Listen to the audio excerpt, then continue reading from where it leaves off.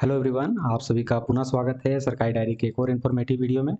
इस वीडियो में हम लोग बात करेंगे झारखंड पॉलिटेक्निक सीट अलॉटमेंट के बारे में। ठीक है, अगर आपने झारखंड पॉलिटेक्निक काउंसलिंग प्रक्रिया में पार्टिसिपेट किया है अर्थात काउंसलिंग पूरी की हुई है, तो आपके लिए जो आपका सीट अलॉटमेंट रहेगा वो आज ही के दिन जारी होने वाला है अर्थात 10 अगस्त को आपका सीट अलॉटमेंट जो है उसको जारी किया जाएगा। ठीक है, यहाँ पे सीट अलॉटमेंट का जो लिस्ट रहेगा उसमें आपको क्या क्या जानकारी मिलेगा और आपका जो सीट अलॉटमेंट लेटर रहता है उसमें क्या रहेगा, उसका आप कैसे इस्तेमाल करेंगे और आपका जो कॉलेज या फिर कॉलेज का ब्रांच वगैरह क्या-क्या अलॉट किया जाएगा, उसको आप कहाँ पे देख पाएँगे, इन सब चीज़ों को इस वीडियो में जानने वाले हैं। ठीक है?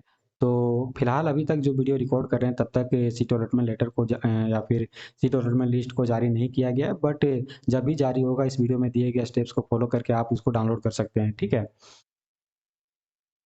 तो सबसे पहले आपको जब ऑफिशियल वेबसाइट में आएँगे, ठीक है? जब आप ऑफिशियल वेबसाइट में आएँगे जेसीई सीईबी के ऑफिशियल वेबसाइट में, जैसा कि आप स्क्रीन में देख पा रही हैं इसका ऑफिशियल पोर्टल है ये।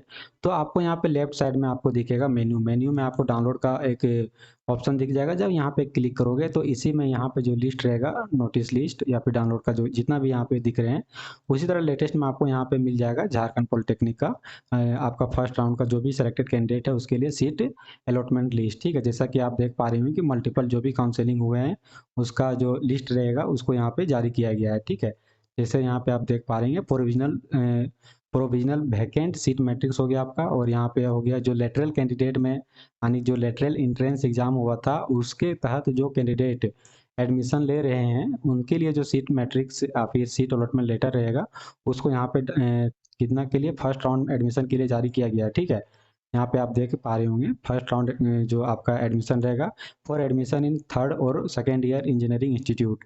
तो उसी तरह आपका यहाँ पे मिल जाएगा, ठीक ना? यहाँ पे diploma entrance competitive examination 2026 list of आपका candidate provisionally recommended through first round of online counselling. ठीक है, ऐसा ही आपको देखने का मिलेगा। और यहाँ पे आप स्क्रॉल करेंगे तो यहाँ पे व्यू का ऑप्शन रहेगा। जब यहाँ पे क्लिक करोगे तो आपके सामने एक पीडीएफ ओपन हो जाएगा, वही आपका सीट अलॉटमेंट लेटर रहेगा, सॉरी सीट अलॉटमेंट पीडीएफ रहेगा। और जो सीट अलॉटमेंट रहता है पीडीएफ उसमें आपको क्या-क्या जानकारी रहता है, चलिए देख लेते हैं। ठीक है, चलिए इसको इस पीडीएफ को ओपन होने दीजिए। देखिए, जो आपका अभी सीट अलॉटमेंट लिस्ट देख रहे हैं वो बेसिकली इंजीनियरिंग के लिए है, इंजीनियरिंग लेटरल एंट्री जो हुआ था उसके लिए। ठीक है, तो यहाँ पे देख पा रही हूँ कि आपका जो रहेगा एप्लीकेशन नंबर, रोल नंबर या फिर कैंडिडेट का नाम यहाँ पे है, ठीक ना?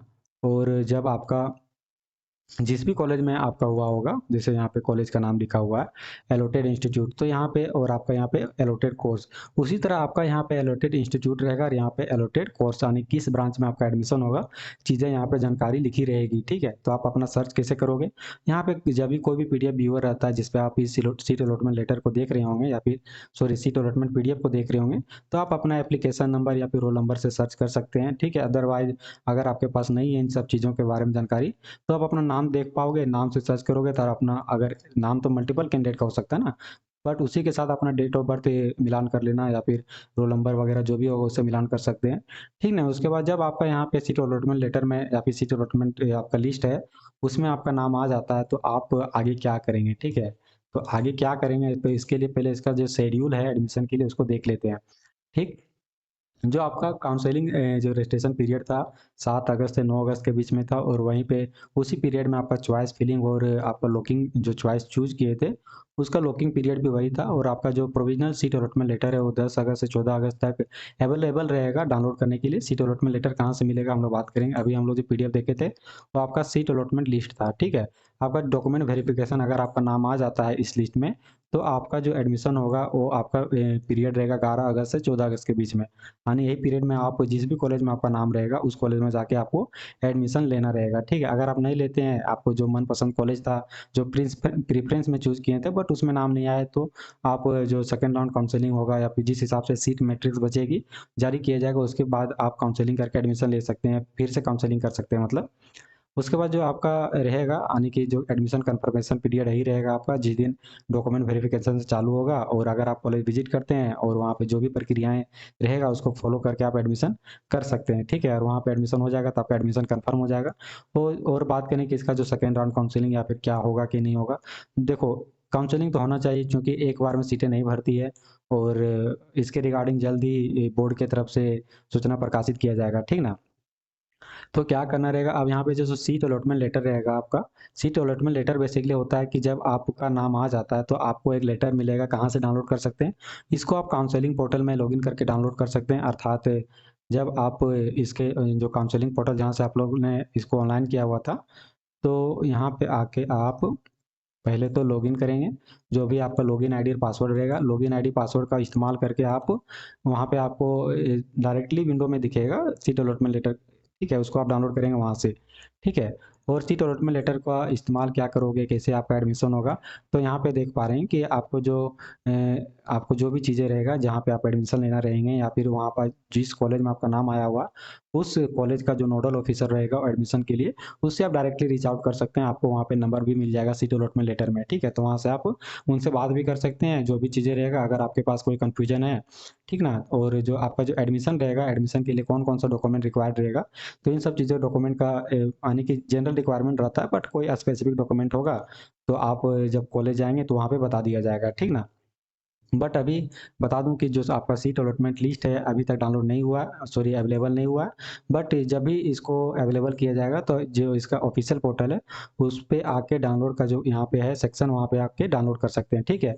अदरवाइज आप हमारे जो सरकारी डायरी का व्हाट्सअप चैनल है जिस पे आप जुड़ सकते हैं, वहाँ पे आपको आपका जो पॉलिटेक्निक एग्जाम से संबंधित जो भी प्रक्रियाएं हैं एडमिशन तक, वहाँ पे आपको अपडेट कर दिया जाता है। और नहीं तो आप जो वेबसाइट देख रहे हैं स्क्रीन पे, jceebexamprep.com, ठीक है। आप इसको सर्च करोगे गूगल पे तो आपको यहाँ पे, जैसे कि मैं सर्च कर रहा हूँ, जब इस वेबसाइट को गूगल में सर्च करोगे तो आपके सामने जो पहला वेबसाइट आएगा जेसीईसीबी एग्जाम प्रीप, इसको ओपन करने लेना रहेगा।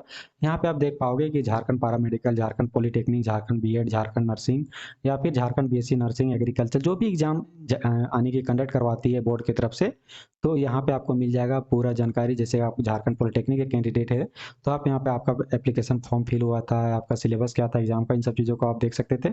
और यहाँ पर काउंसलिंग का अपडेट जो भी होगा, सेकेंड राउंड का काउंसलिंग होगा कब होगा, तो यहाँ से इस पेज में विजिट करके आप देख सकते हैं, ठीक है। उसी प्रकार सीट अलॉटमेंट लेटर, अगर आप आने वाले दिनों में जब इस एग्जाम में पुनः बैठना चाहते हैं तो उसके लिए आप प्रीवियस ईयर पेपर भी डाउनलोड कर सकते हैं, आप उस हिसाब से अपना तैयारी कर सकते हैं, ठीक है। बट आप अभी इन सब चीज़ों में उतना अवेयर नहीं है तो आप हमारे व्हाट्सअप चैनल को फॉलो कर सकते हैं, सरकारी डायरी, ठीक है, जिसमें आप देख पा रहे होंगे 40,000 लगभग कैंडिडेट जुड़े हुए हैं।